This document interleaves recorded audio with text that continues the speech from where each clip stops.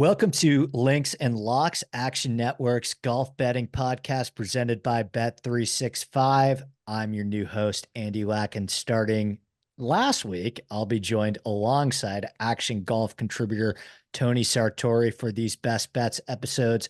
And just like Jason and Ben have done the last couple of years, Tony and I will play 18 holes today, giving our 18 favorite picks for this week's tour event, the Mexico Championship from Vidanta Vallarta.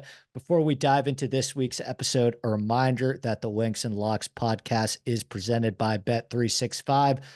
Bet365 doesn't do ordinary. That's why you get more boosts with them than with anyone else. Every day, they power up the odds on hundreds of bets to give you a chance to win more.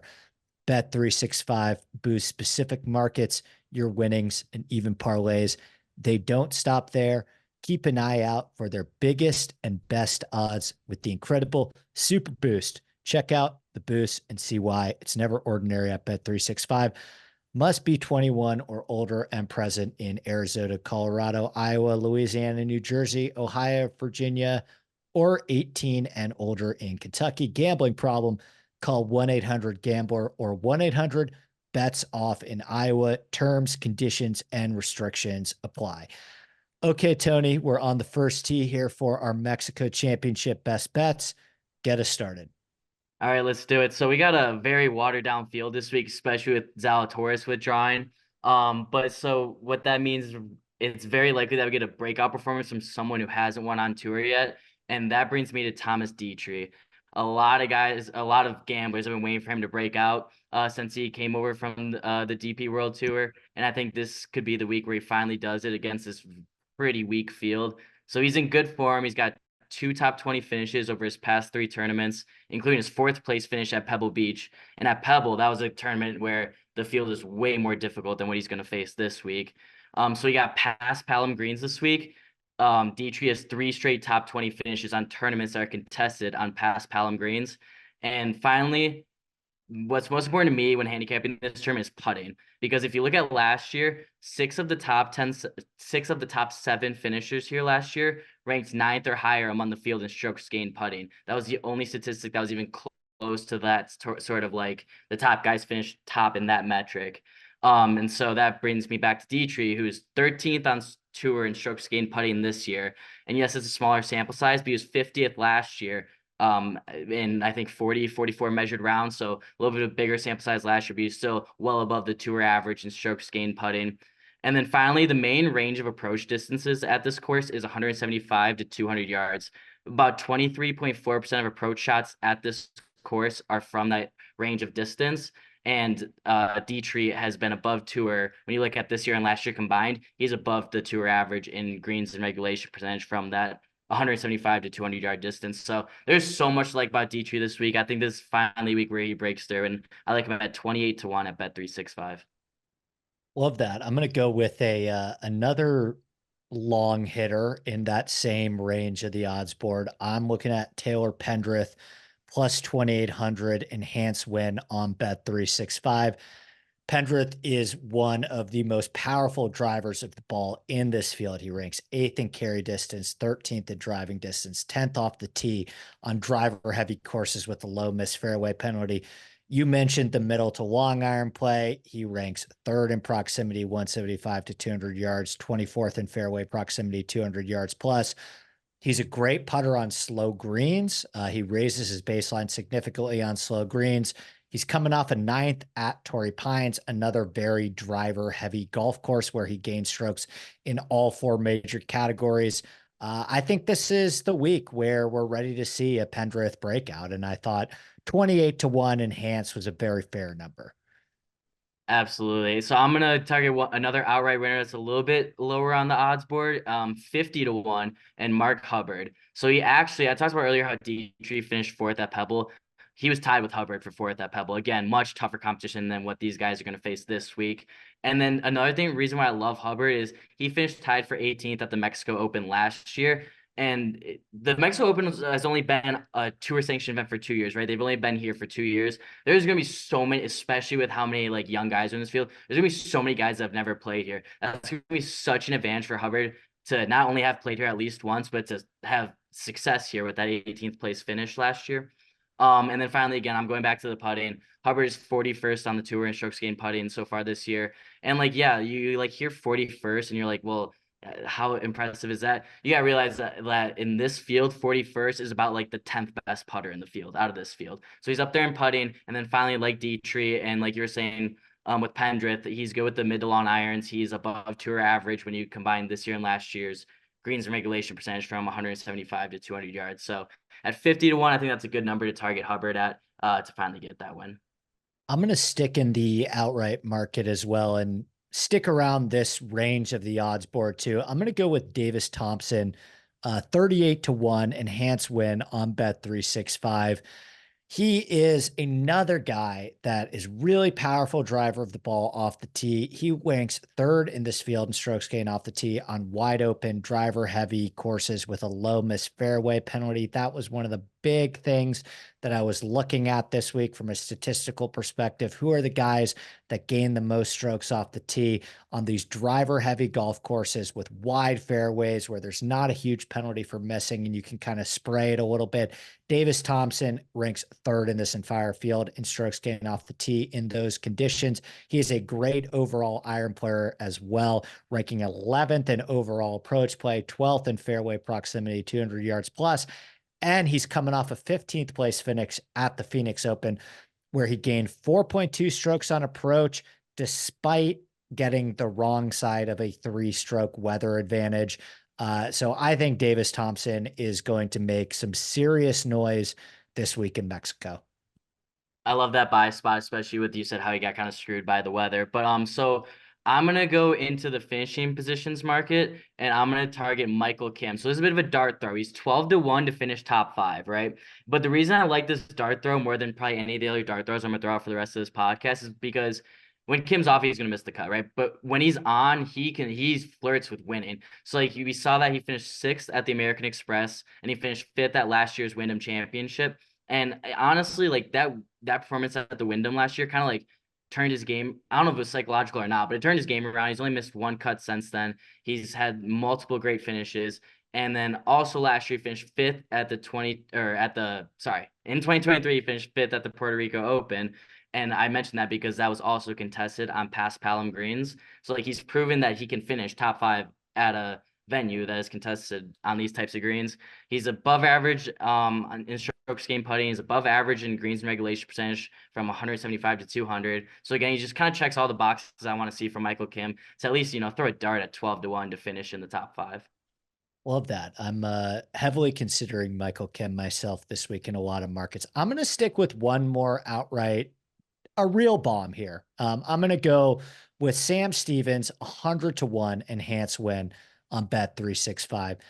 Stevens fits that Taylor Pendrith, Davis Thompson profile that I'm looking for in terms of power off the tee. He ranks 18th in carry distance, 5th in driving distance. He is a great long iron player as well, ranking top 25 in both proximity 175 to 200 and proximity 200 yards plus. It's one of the biggest raisers of his baseline on slower greens as well, ranking top 15 in this field on slow greens, 6th in strokes gained total in Paspalum. He also has a 3rd place finish at the Corrales Punta Cana Resort and Club Championship. That is another resort, tropical, Paspalum, wide open, driver heavy, easy golf course. If he can do it at Corrales, I strongly believe that he can do it here at 100 to 1. Definitely my favorite triple digit bet in this entire field to win. So I think worth a sprinkle this week on Sam Stevens. I like it. Stevens was actually like my last cut when I was getting down to our 9 bets. He was my last cut to not make the 9. But I'm glad you brought up the Corrales Punta Cana Championship because that's going to bring me to Austin Eckroat. So his top 20 market is plus 275 at Bet365. So he finished 5th at last year's Corrales, excuse me. And that, as you said, that was also contested on past Palom greens. He's been, so with his top 20 number, right? He's been flirting with it recently. He's got 3 top 25 finishes over his last 6 tournaments, including his 8th place finish at the RSM Classic. But the problem is that out of those 3 top 25s, that 8th was the only time he cracked the top 20, but he's been right off the number in the other 2. And at plus 275, I think it's worth a shot. Again, as I've been reiterating through my play so far, above average putter, above average in greens and regulation from 175 to 200. And then with the success he's shown, like at last year's Corrales Punta Cana Championship, why not take a shot at him to finish top 20 at plus 275? I'll hang on that Corrales theme for one more, which brings me to Vincent Norrman. I'm gonna go with him in the top 10 market at plus 650. He finished 16th at Corrales last year. He also finished 18th here, gaining strokes in all 4 major categories, including 5 strokes ball striking. Fits that same mold in terms of Stevens, Pendrith, and Davis Thompson. If you are noticing a theme, he ranks top 15 in carry distance, driving distance, off the tee on driver heavy courses with a low miss fairway penalty. I just love this particular skill profile for this golf course. If you're noticing a theme, I think you want to have a lot of experience on these resort tropical paspalum courses, be a great middle to long iron player, a very powerful driver of the ball as well. So I love Vincent Norrman to finish in the top 10 this week at plus 650. Nice. I like that a lot. And I will play that's kind of like right next to it. So top 10 market plus 600 is Maverick McNealy. So the reason I love McNealy so much this week is because he has been over the past 2 seasons, he flies under the radar, but he's been one of the best putters, if not the best putter on tour. I mean, maybe Denny McCarthy is maybe the only guy to take over him on greens, but he's been right up there. He's 35th this season so far in strokes gained putting. He finished last year first, which is pretty remarkable given that the results weren't quite there. But that's why I like him this week finally, is because the results are starting to come. He just finished 6th at the Phoenix Open. So I'm hoping he carries that momentum along with that putter over down here to Mexico. Top 10 plus 600 for Maverick McNealy. Love that one as well. I'm going to stick in the top 10 market and give you one more top 10 before I start to take some shots on a couple more long shots. I'm going to go with Jhonattan Vegas plus 650. He's right there next to Norman in the top 10 market. And he fits the consistent theme that I'm going with this week as well. He also happens to hit the ball a very long way off the tee. And he is coming off a 22nd in Phoenix, where things really started to come together for him. He took a bit of an extended layoff towards the end of 2023, missed his first couple of cuts coming out of the gate in 2024. But things really seemed to click for him in Phoenix. He gained over 3 strokes off the tee and over 3 strokes on approach. If we go back to look at Vegas's historical metrics, these types of golf courses have been the places where you want to play Johnny Vegas. He has had a tremendous amount of success on paspalum. He ranks 2nd in this entire field in strokes gained total on paspalum over the last 3 years. He's starting to show me a little bit of form, and now he travels to a golf course that was tailor-made for his game. Plus 650 is a great spot to bet Johnny Vegas in the top 10 market if you don't really trust him to win yet. I like that. I like that play a lot. And so I'm going to go a little bit farther away from top 10. I'm going to go to the top 30 market, and I'm going to target Aaron Baddeley again. So we've each kind of found our own themes this week. Mine's obviously been putting so far, and Aaron Baddeley, again, is another guy who kind of flies on the radar, but he's one of the best putters on tour. He's 2nd this season so far in strokes gained putting. Finished 31st last year in a much larger sample size. And again, with this such a watered down field, 31st on tour last year in strokes gained putting is like the 4th or 5th best mark in this field this week. And he's in good form as well. He's coming off a 28th place finish at the Phoenix Open, again, against a much tougher field. And he's got 3 top 30 finishes over his past 6 tournaments. And finally, this is why I love Baddeley the most this week, and especially why I love him top 30 at plus 260 at Bet365. He's finished inside the top 30 in 8 of his 11 career appearances at Greg Norman design courses, which of course we know this week Vedanta is a Greg Norman design course. I mean, that's just such a great trend to target, especially when you're getting a number of plus 260 on return for Aaron Baddeley. So that's where I'm going to go for the top 30 market. I'm going to go top 20 on this one. And I got him at plus 350. I'm going to go with Carson Young, who's, maybe the first player that I'm talking about that doesn't really have this overimposing power off the tee, but he certainly makes up for it with his middle to long iron play. He is one of the best players in this field, ranks top 20 in both proximity 175 to 200. and proximity 200 yards plus.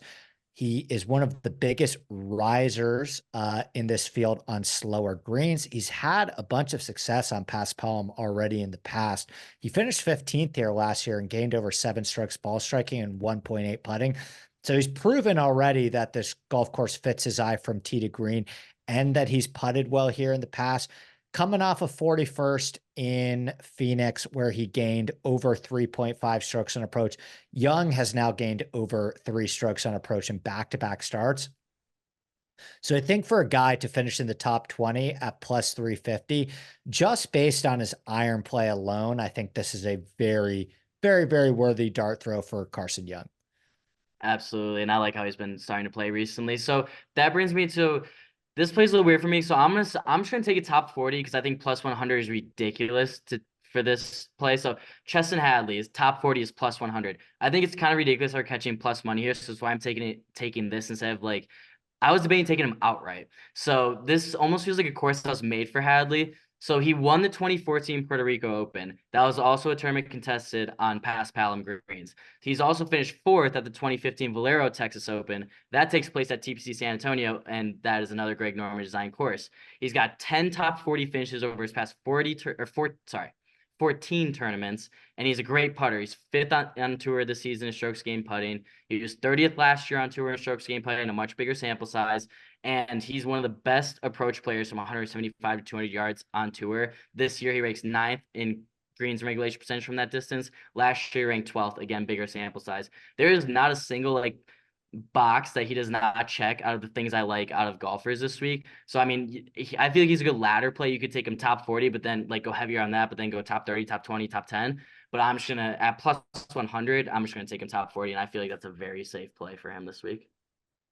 I'm going to stick with that market as well. I'm going to go with Justin Lauer, top 40 plus 175. I love the top 40 market in terms of being able to identify these guys that we may not necessarily trust to win or even contend, but they're just grading out for us a lot higher than their price would suggest. You've talked about putting a lot. I have Lauer as the #1 slow green putter in this entire field. He also happens to be a really great iron player as well. He ranks 10th in this field in overall approach play. And he's coming off a 53rd in Phoenix, which is okay, but he did gain over 2.5 strokes on approach. And kind of the only thing that held him back was his putter in Phoenix. And he's shown his long-term form with the putter. He's one of the best putters in this entire field, particularly when you put him on slower greens. So he's also got a 23rd at El Cardinal and 15th at Corral. So he gives you that pass palm form too. I'm going to go with Justin Lauer plus 175 top 40. I love it. I love it. All right. So I'm going to take us over to the first round leader market. And again, same as last week. Right now, these are my leans. These are the only 2 bets I have not actually locked in yet because I want to see the tee times. But first, I'm going to look at Nicolai Højgaard. He's 30-1 to be the first round leader. And considering that, what is he to win it? 18-1, 15-1. He's like the second odds on favorite to win the whole thing. I trust him way more on Thursday than I do on Sunday. And that's not because he doesn't have the talent to win on tour yet. It's as someone who has not done it yet, it's way easier to trust a guy to go out and get a lead on Thursday than it is to fend off all the chasers on a Sunday if he is to be leading late.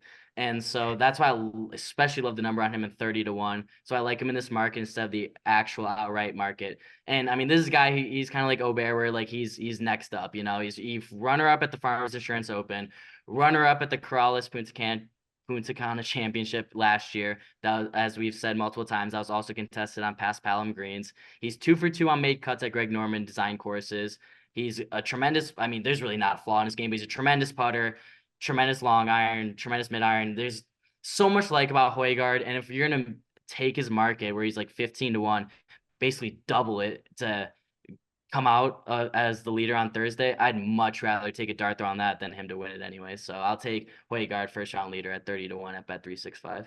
I'm going to stick with you in the first round later market and go a little bit farther down the board with Andrew Novak, 80 to 1 first round leader. One of the things I was looking at statistically was I was filtering out round one performance on these driver heavy, wide open, easy golf courses with a low miss fairway penalty.